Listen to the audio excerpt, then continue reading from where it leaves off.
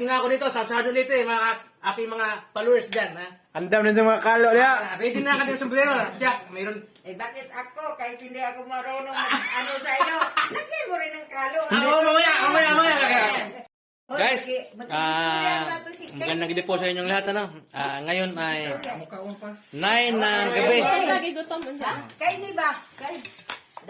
Nandito na kami sa Sugod, Saudi Leyte. November 30, alas 9 ng gabi. Yan, kumakain kami.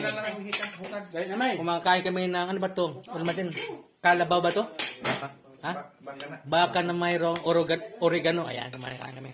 Ayan. Kasama ko yung aking pinakakusgang bayaw. Ayan, pinakamalaking pinakapugi. Ayan. Ayan. Sabaw? Sabawan ko daw? Kain po tayo. Dere dong, dire. 9 ng gabi na po. Ay, hapin niya. Ayan. Dere, sapin daw. Ay, dito boy! Hi guys! Apel na rin, morong hindi ka side Ito yung may-ari ng bahay. Ayan, yung dalawang mag-asawa sa akin likuran na napaganda ng bahay dito sa may Sugod, Saudi Leyte. Ayan ha. House tour. Ayan, house tour. Ulam ay... Ah, saan ba tas kwarto? Di na rin ay. Yes! Dumating na ako dito sa Sado Leyte, mga aking mga followers dyan, ha?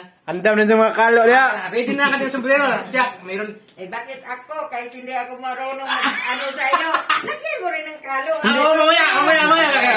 Hindi kami nakakasabot. Hindi ko ka man, oh. Na mag-like and share? Oo. Ako to doon. Ayun si...